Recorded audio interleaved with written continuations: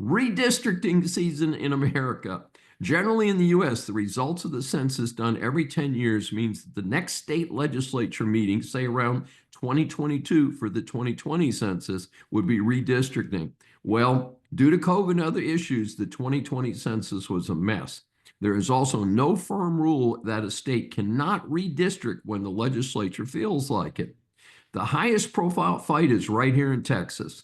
The headline is that about 50 Dems have left the state to deny the Texas legislature a quorum.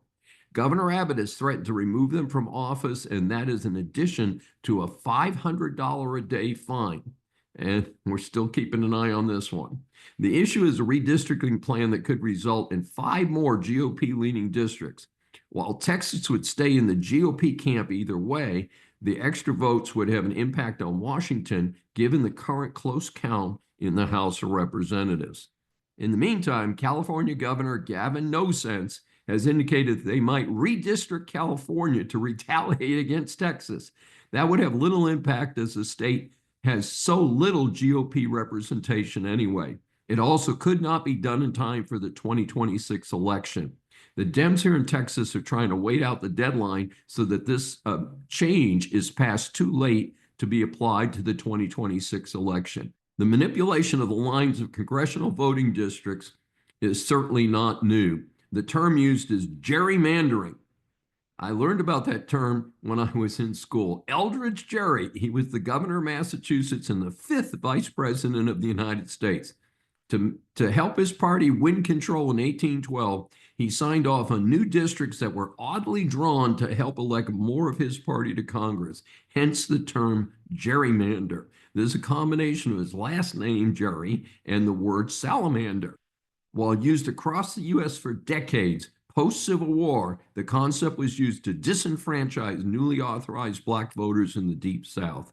In the modern era, many redistricting efforts end up before the federal courts. The balancing act is between majority-minority congressional districts drawn to comply with the Voting Rights Act, in contrast with the Constitution's equal protection guarantee tied to the 14th or 15th Amendments. A recent Wall Street Journal article described the current approach as cracking and packing. Basically, the controlling party wants to crack or split up a contrary voting bloc while packing those who support that party. 2 stories about this situation. In 1992, I ran for state representative here in Texas in the general election.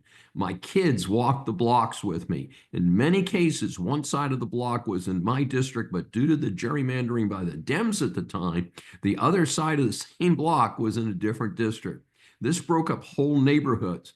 Now, these were state district lines, but the principle is the same for congressional districts. The other Texas story is that same election in 1992, the legislature created what was supposed to be a Black congressional district. Well, the only problem is that the experienced Dem politician who won that district was white. His name was Gene Green. He held that seat for 25 years. Dr. Shine's plan is simple. Start at the selected border of the state, either the south end or the east end, and then block areas geographically without any odd twists or turns until the target population for each district is reached. That would be fair and non-political way to define the districts. Time to end all of this nonsense once and for all. This is Dr. David D. Shine. Thanks for joining me for this special edition of Saving America. Remember, a new Saving America show is aired on the Brushwood Media Network every Saturday at 11 a.m. Eastern Time.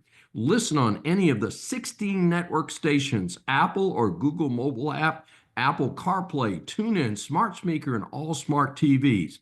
Find more information at the brushwoodmedianetwork.com. Please be sure to join us each week. We welcome and love your feedback from our growing audience.